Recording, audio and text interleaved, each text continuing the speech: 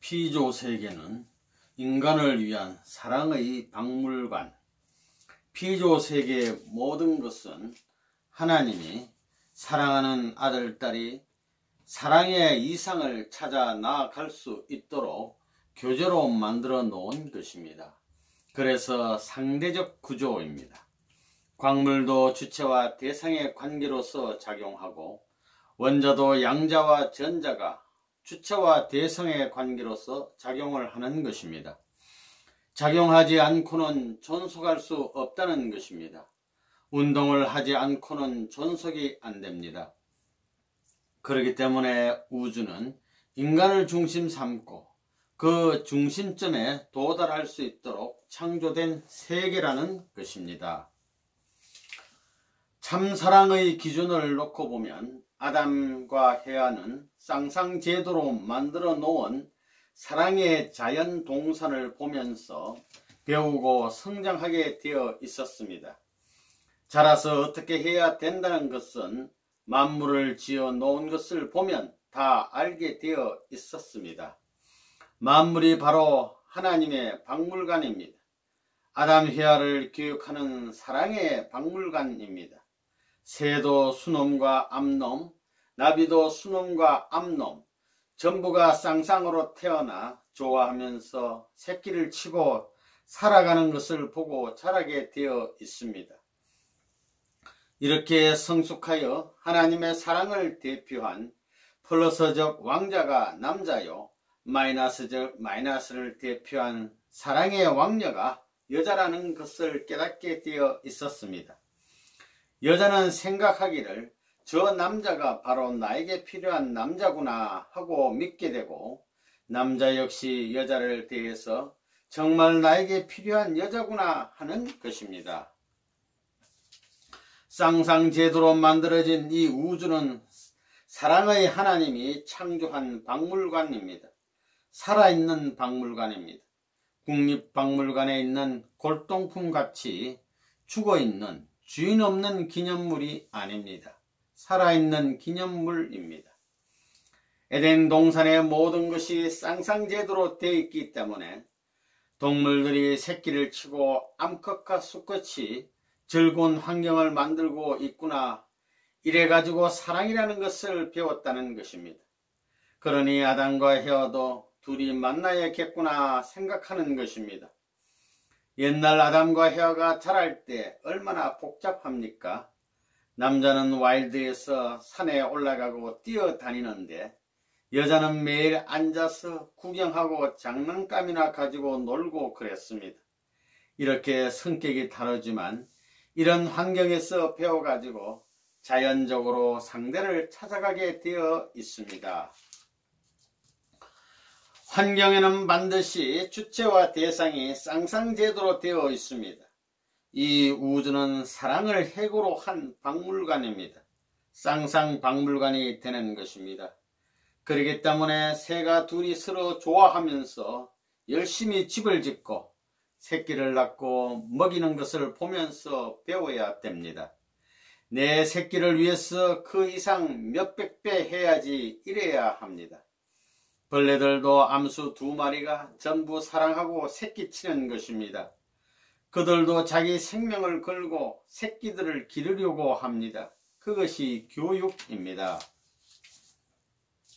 하나님이 재미를 느끼면서 창조했습니다. 그거 얼마나 재미있었겠어요.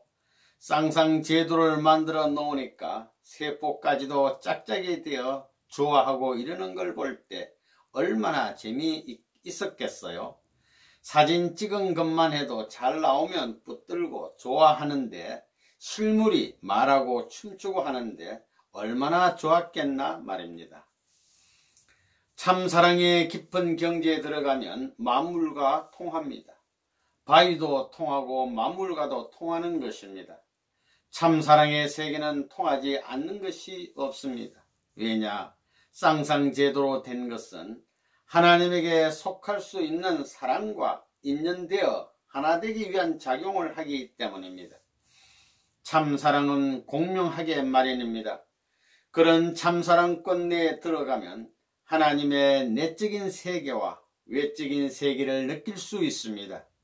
그렇기 때문에 누가 가르쳐 주지 않아도 영계를 알 수 있고 하나님을 알 수 있으며 이 땅에서 부모를 어떻게 모셔야 되고 또 나라를 어떻게 섬겨야 된다는 것 등의 모든 것을 자연히 알게 되는 것입니다.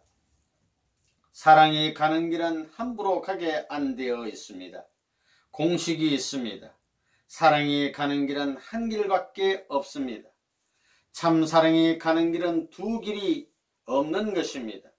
인간으로서 가는 참 사랑의 길이나 하늘 세계, 하나님으로서 찾아오는 참 사랑의 길은 언제나 한 길입니다.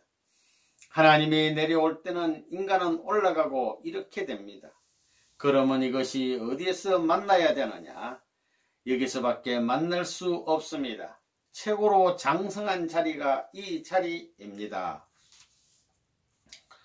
아메바에서부터 원숭이까지 가려면 수천 종의 사랑의 문을 통해 가지고 올라가야 됩니다. 진화론은 수많은 종의 사랑의 문을 통과해서 올라가야 된다는 것을 빼놓았습니다. 그렇게 갈 수 있습니까? 종을 통하지 않고도 마음대로 올라갈 수 있습니까? 새가 곤충과 통할 수 있습니까? 새가 동물 세계를 통하지 않고 올라갈 수 있습니까? 사랑의 문, 사랑의 관계를 통해서 커야 된다는 사실은 다 빼버리고 뼈다귀와 같다고 그런 소리를 한다는 건 말도 안 되는 것입니다.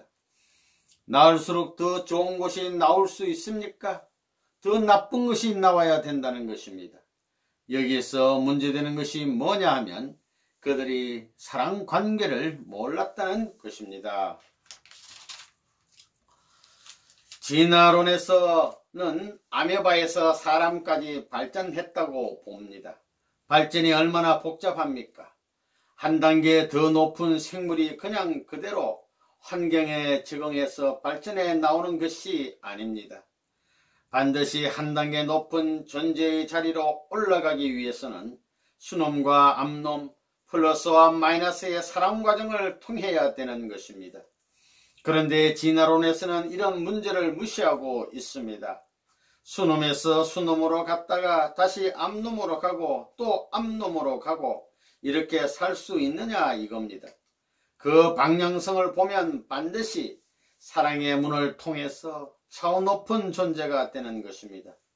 그런데 진화론자들은 그걸 모르고 있다는 것입니다. 진화하기 위해서는 사랑의 문을 통과해야 되는 것입니다. 진화론은 큰일을 저지르고 있는 것입니다. 이건 역사상 하나님은 없다 하고 하나님을 부정하는 공산주의가 발전하게 된 기대가 된 것입니다. 우주는 어디로 방향이 잡혀 있느냐? 그 방향성을 잡지 못하면 목적관이 나오지 않습니다. 공산주의자들은 진화론을 말하기 때문에 목적관이 없습니다. 그러나 모든 존재물은 벌써 주체와 대상으로 되어 있으면 반드시 사랑이라는 것을 중심 삼고 작용합니다. 그러니 그것을 연결시켜 가는 길이 사랑의 길입니다. 사랑의 길을 찾아가는 것입니다. 오늘날 진화론도 이와 같은 원칙에서 발전하는 것으로 설명해야 됩니다. 둘의 마음이 맞아 서로 더 큰 목적으로 자극을 받아야 됩니다. 자극을 일으켜 가지고 그 목적을 중심 삼고 둘이 추구해야만 더 높은 곳으로 갈 수 있다는 것입니다. 그러니 반드시 주체와 대상이 있어야 됩니다. 그 둘 사이에 일어나는 자극이 뭐냐 하면 사랑이라는 것입니다. 오늘날 과학자들은 말하기를 이 우주는 힘으로 되어 있다고 합니다. 그러나 힘이 있기 전에 작용이 먼저라는 사실을 모르고 있습니다. 작용이 있기 때문에 주체와 대상이 있다는 사실을 모르기 때문에 혼란이 생기는 것입니다. 주체와 대상의 개념에 의해 사물을 판단할 때 진화론은 근본적으로 깨져 나가는 것입니다. 각 종교 경전의 결점이 뭐냐 하면 창조설이 없다는 것입니다. 하나님이 창조한 프로그램이 없다는 것입니다. 그래서 별의별 논리를 중심 삼고 농고를 쓰는 것입니다. 창조설이 없으니까 창조의 방향과 창조 목적을 모르는 것입니다. 이러니까 세상이 제멋대로고 진화론이니 무슨 논리니 들고 나와 자기 뜻대로 해먹고 자기 마음대로 행동해 나왔다는 것입니다. 그러니까 창조설이 어떻다는 것을 확실히 알아야 됩니다. 그 다음에는 방향성과 목적성이 있어가지고 이것이 이런데 왜 이런 악한 세계가 되었느냐 하는 그 이유를 규명해야 됩니다. 그 원인을 규명해가지고 성서라든가 역사적인 과정에 인류 역사 가운데 망한 나라들이 왜 망했느냐 하는 그 모든 기운을 풀어나가야 되는 것입니다.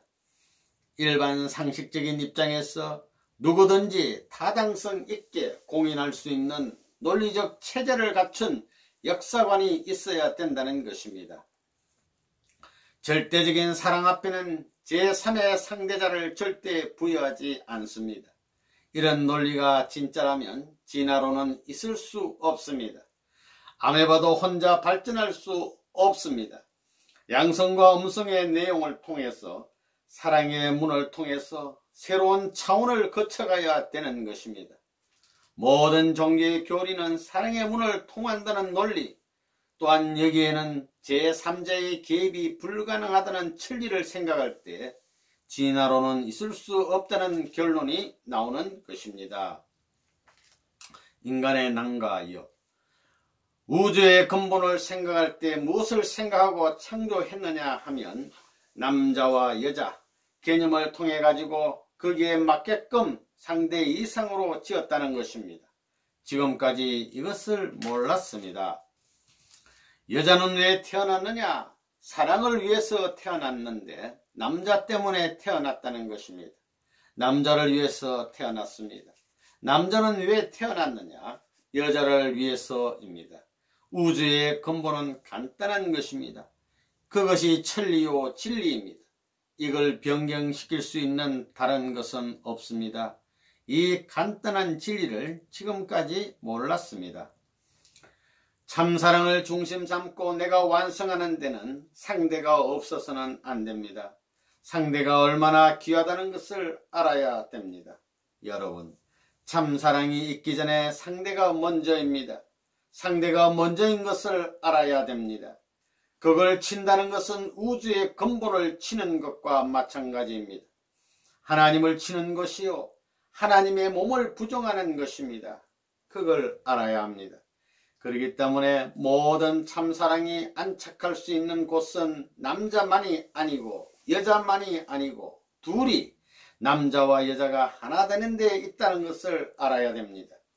이런 관점에서 부부를 중심 삼고 자기 가정을 중심으로 우주는 나를 닮았다고 말하는 것입니다.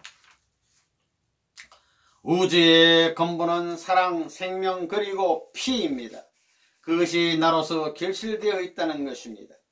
그래서 나는 사랑의 중심을 갖고 있는 것입니다. 그것이 생명의 보체입니다. 그래서 피로서 역사성, 전통성을 연결하는 것입니다.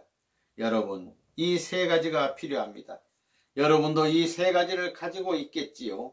사랑 가지고 있지요. 생명 가지고 있지요. 피도 가지고 있지요. 이 세 가지를 하나로 합쳐서 새로운 사람이 탄생합니다. 하나님의 사랑과 인간의 사랑이 어느 때 하나 되느냐 하는 것이 문제입니다. 이게 역사적인 문제요. 우주 창조 이후에 중차대한 문제입니다. 이것이 해결되지 않는 한, 우주의 근본이 해결되지 않는 한 결과가 절대 풀리지 않습니다. 참사랑을 중심 삼고서는 하나님은 핵의 자리에 서야 됩니다. 그렇다면 아담과 헤아는 뭐겠어요? 아담과 헤아는 핵을 둘러싼 두 쪽과 같습니다. 여러분, 밤 같은 걸 보게 되면 두 쪽으로 되어 배알을 싸고 있잖아요. 그와 마찬가지로 하나님을 핵으로 하고 남자와 여자가 비로소 사랑을 중심 삼고 완전히 하나 되는 것입니다. 둘이 하나 되는 무엇을 중심 삼고 하나 되느냐? 하나님을 중심 삼고 하나 되는 것이 아니요, 남자 중심 삼고 하나 되는 것이 아니요 여자 중심 삼고 하나 되는 것이 아닙니다. 하나님과 아담 해와가 참된 사랑을, 절대적인 사랑을 중심 삼고 통일이 벌어집니다.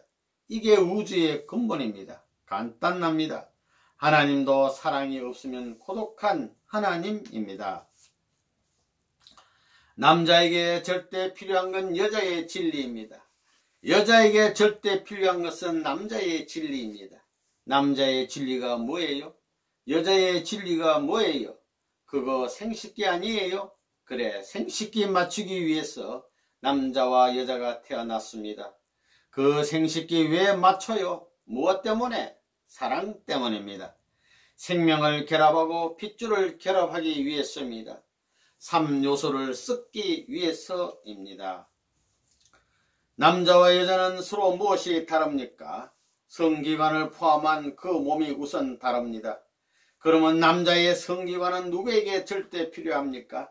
남자의 성기관은 여자를 위해서 있는 것입니다.